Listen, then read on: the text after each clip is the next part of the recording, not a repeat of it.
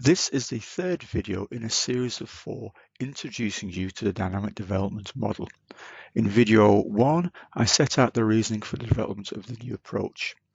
In overview, I characterize skills as a one-dimensional concept not able to express complex realities. In this video, I introduce a concept that I believe does provide a means of expressing complex realities. I introduce the new concept of static and dynamic components that I first presented at a conference in 2016 and from which ultimately arose the full dynamic development model. The concept of static and dynamic components is central to dynamic development and acts to bring everything together in terms of understanding, reflecting, and developing your personal and professional development.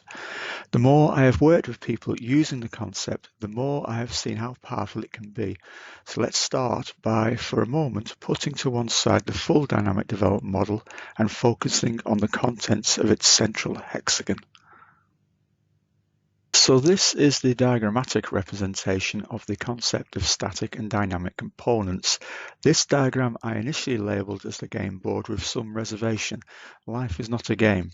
However, the name has stuck, so game board it is. I'll firstly describe the features of the game board and then explain it in some detail. The left-hand side of the diagram represents you, and I have called this disposition. The right-hand side represents the situation you want to analyse for your development. Both disposition and situation are subdivided into static and dynamic components, which I will come to in terms of explaining. The central ellipse represents the reality of placing you into the situation where something will happen as a result, represented by the comic book style jagged action shape, another initial representation idea which has stuck. Let me now explain more fully using an example. To illustrate, I'm going to consider myself in the oral presentation situation. I'll provide enough detail such that I hope you can understand the concept, but in your personal analysis you may wish to go further. We start with just the central ellipse. This can represent you in any situation you wish to consider. We're going to place both dispositional and situational aspects into it in line with our thinking and understanding of ourselves in the situation. We may also gain the views of others, for example, external feedback, and add that in as well in our reflection toward understanding our personal and professional development for the situation. Let's look at the top right of the ellipse using myself as the example and considering oral presentation as the situation. The right-hand side is for characterization of the situation. How do we see presenting? How do others see it? This can be at a very basic level to begin with. For illustration, I'm going to suggest that the presentation situation has a presenter, prepared slides, a chairperson for the conference setting, and an audience. I'm going to suggest that the aspects of presenting I've mentioned have a sense of no change, stability, and consistency in a situation. This is what I'm characterizing as static components of the situation. Let's move to the bottom right of the ellipse. I'm going to add audience again, question and answer session, and schedule. Here we are in the region of the diagram that signifies the dynamic components of the situation. By dynamic, I mean something that has a sense of its own momentum. It is moving and changing, and I'm not in control of it. The audience are dynamic. In the question and answer session, I have no idea what will be asked, and also there may be a delay in the conference scheduling that is disruptive to my presentation.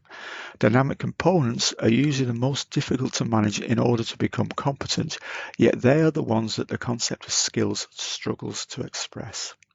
To review, a dynamic component has a sense of momentum in a situation. We now move to the top left-hand side of the game board. The left-hand side is about you, about your disposition. So what aspects of you do you think are relevant for the situation of oral presentation? For me, I'm going to suggest strategic, feeling, the need for a plan, and the fact that I am an introvert. I'm also going to say that these things are consistent about me. I do like a plan, it annoys me when there isn't one, so I'm now saying these are generally static components of me. The qualifier is that this, I believe, can be subject to change. However, this concept allows for that. If you think you have changed, you can simply reconsider what you write here. I'm now going to expand what I said about static components to a static component has a sense of no change, stability, and consistency in a situation or in you.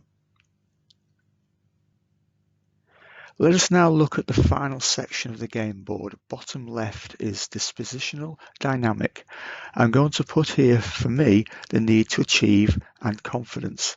I want to achieve things, and it is something that drives me. It has a sense of momentum in me, in this example, pushing me toward presenting ideas at a conference.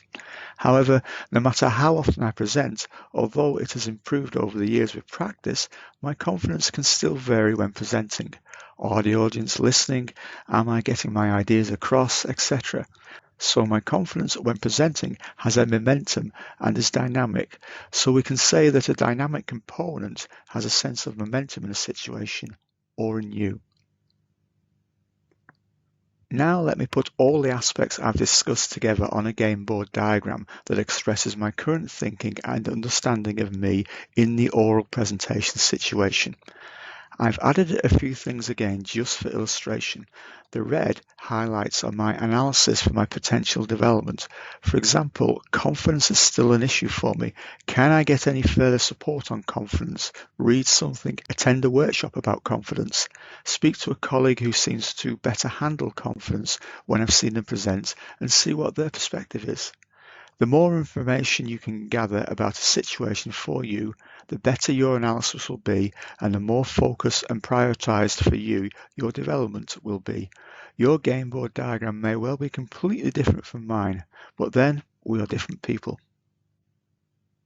When you are first beginning to understand yourself in situations, you may find it difficult to add much to a game board diagram for a situation you have chosen to analyze for you. This is where the rest of the hexagons come in. Do you just need to discover and explore for a time before analysing? Do you need to gain more situational analysis? For example, in my presentations example, perhaps you simply need to watch more conference presentations before you can start doing an analysis for yourself. Or perhaps you need external feedback to get started. This could simply be talking to friends and colleagues about situations to see what they think.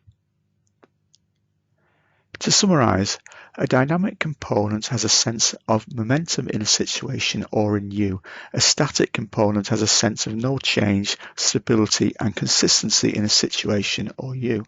Managing the dynamic and static components of a situation and within you to a successful outcome demonstrates situational competence. And finally, you may have noticed none of what I have described in this video has needed the use of the word skills.